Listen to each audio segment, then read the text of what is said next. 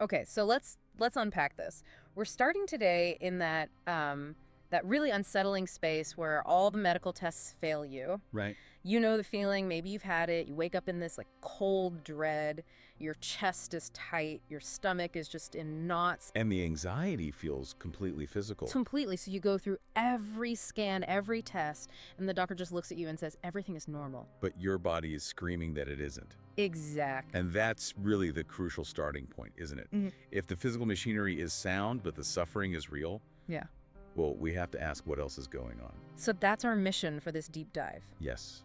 We need to understand what happens when powerful emotions, trauma, memory, maybe a forbidden desire, when that stuff can't be processed by the conscious mind. And it has to go somewhere. It migrates. Yeah. It migrates into the soma, into the body. So this is what Freud called the return of the repressed. It is. We're going to try and decode the symptom, not as a malfunction that needs to be fixed. No, but as a symbolic communication.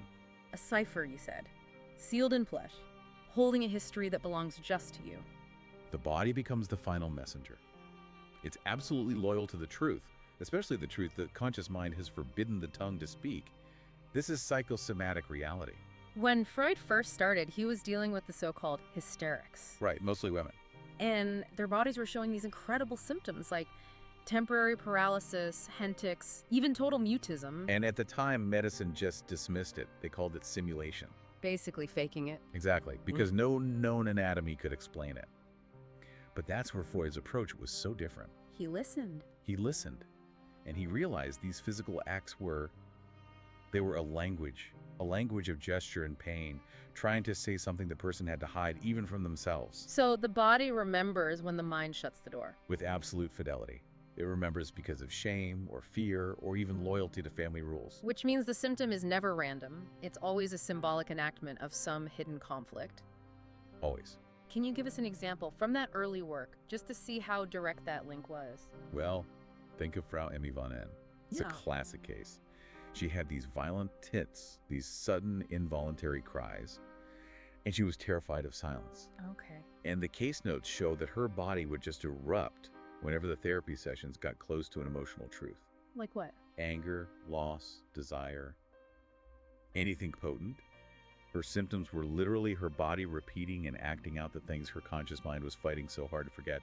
She was performing her own history. And if we pull that idea into today, into our lives, The underlying logic is exactly the same. it's just that the theatrics are gone, maybe? Precisely. Instead of that grand 19th century paralysis, today we might see chronic fatigue, Right. this profound exhaustion that grounds a person right when they feel they need to move forward in life. Or instead of total mutism, maybe? Irritable bowels. Exactly. The gut is constantly churning over unspoken anger or fear.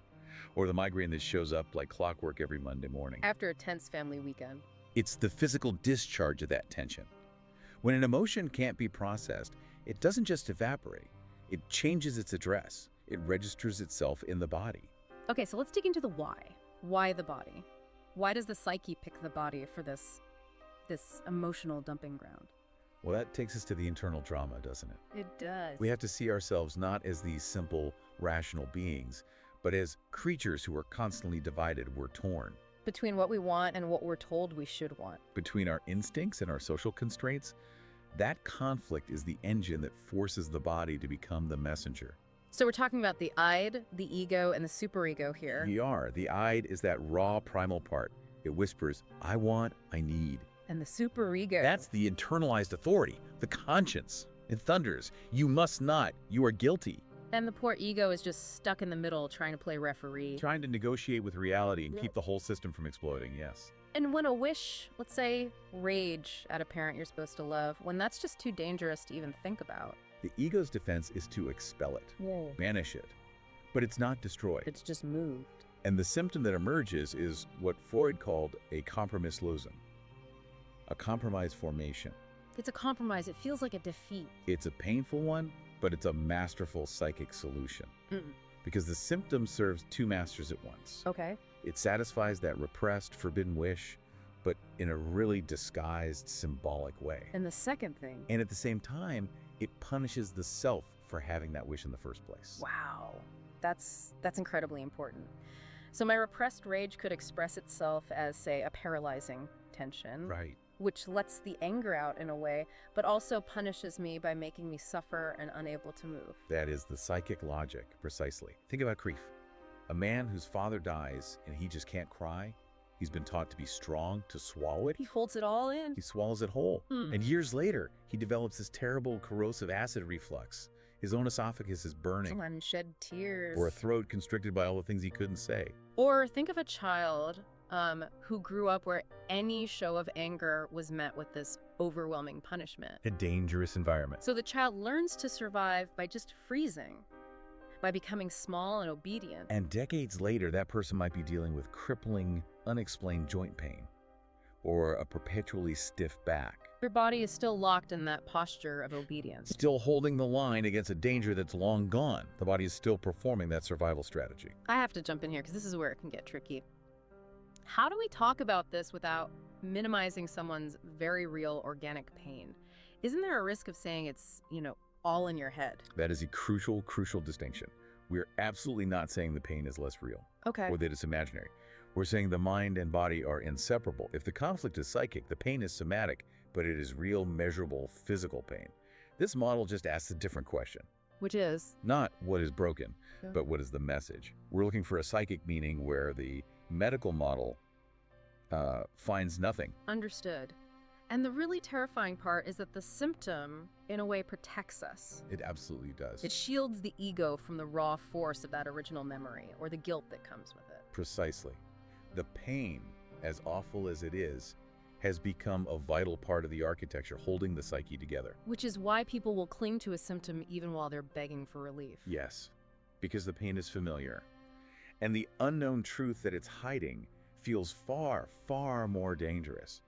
The hidden fantasy is, I can finally be seen, I can be cared for, without ever having to speak the terrifying truth. So the body speaks its truth when the self isn't ready to listen. And if the body's a letter, then childhood is the ink it's written in. The roots are almost always buried in early life. In those scenes you only half remember, or in feelings that were just too big for a small child's system to handle. Let's define the force behind this. Right. We mentioned repression verdrängung. This isn't just like casually forgetting something. No, not at all. It's an active, energetic, psychic labor. It takes work. Immense psychic work. Repression is the constant, unconscious banishment of a thought or a wish that threatens your whole equilibrium. And what's repressed doesn't die. It stays potent, it looks for a way out, and it always returns. But not as the original memory. As the disguised symptom. So the body is like the pressure valve for all that effort. It really is. Yeah. The physical tension we feel is often just the residue of the energy it takes to keep that psychic lid on. So the migraine that shows up before a big presentation? Could be the echo of a child's dread before walking into a school where they felt totally invisible. And the chronic lower back pain. Could be the body literally saying, I can't carry this anymore. The somatic residue of carrying the unspoken weight of a parent's depression, maybe, or a family secret. And when you, as the analyst, try to hint at this meaning, that's when you see the pushback. That's when the resistance shows up. The patient might start intellectualizing, or they miss appointments, or suddenly their symptoms get much worse. That pushback, that's resistance. It's the ego's defense system on high alert. The patient says, it just happens, there's no reason. But their repression is what's really speaking. So resistance isn't the enemy. Resistance is the map. It shows you exactly where the repression is strongest. It points directly to the buried treasure. And what about the energy itself, the life force that's being blocked? Freud called that libido, right? He did. And it's important to clarify, in this context, it's not just sexual energy, it's the fundamental drive toward life, toward connection. Okay. When that current is blocked by trauma, by some internal prohibition that says you must not desire this, it has to go somewhere. It turns inward. It turns inward and it stagnates. And that stagnation shows up physically as tension, as locked muscles, shallow breathing, organs that start to rebel. The body becomes this container for undischarged emotional voltage. And you can see this happening live in the room through transference. Yes, somatic transferences are incredible clues. The patient doesn't just tell you about the past, they reenact it right there with you. So they might get a headache while talking about their mother. A crushing headache, just as they're describing a memory of neglect.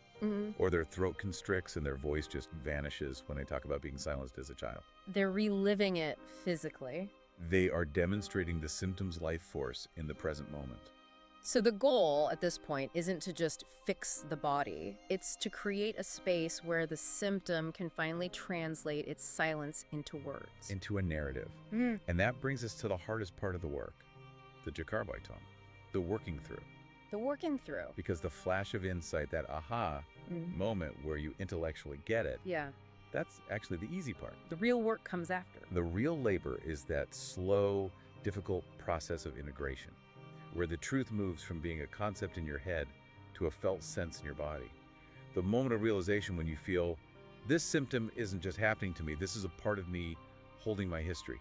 Let's go back to that patient with the neck pain, because it illustrates this so perfectly. This person had chronic, unyielding neck stiffness. Nothing touched it. Physical therapy, medication, nothing. It seemed purely mechanical, random, until this casual, almost throwaway memory came up in a session. What was it? The patient remembered being 7 years old, standing completely rigid in a hallway, holding their breath, head perfectly still, Why? while their parents were screaming at each other behind a closed door. And the realization just hit them. It was stunning. Staying perfectly still was how I kept myself safe. Wow. The neck pain wasn't arthritis. It wasn't muscle strain. It was a fossilized gesture of survival. The body had been repeating that posture of fear and tension for decades. In its relentless, loyal attempt to keep the person safe. The muscle tension wasn't random. It was fidelity to a past trauma. And when that connection is made, when it's really felt, The symptom starts to lose its urgency. Its job is done. It's been heard. the body doesn't need to scream if someone is finally listening. Healing, then, isn't about eliminating the signal. It's about decoding it. So the amazing thing is, the pain might not vanish overnight, No. but its meaning is completely transformed. It goes from being this meaningless suffering to a historical artifact. A part of your story. So the goal isn't the absence of all suffering. It's the presence of self. It's learning the profound, subtle language of your own embodied history. Analysis doesn't promise a life of perfect harmony. It offers something much better. Freedom. The freedom to feel, to have conflict, to make mistakes, and to feel all of it in your body without that original terror of the unknown. So what does this all mean for you listening to this? If you're carrying some kind of chronic pain, some unexplained tension, maybe the invitation here is just to shift your frame of reference. To see the pain as the messenger. And the work isn't just for therapy. It continues in the small moments of daily life, when you choose to speak instead of swallow, or to let yourself rest instead of just performing all the time. The symptoms of life, the conflicts, the old wounds, they'll come back. But now you have the capacity to listen. The body that speaks is finally finding an ear. And the final provocative question that this all leads to is the one we should all carry forward. It's a question filled with a new kind of agency. It's a, now that you know the language of your body, what will you do with your life?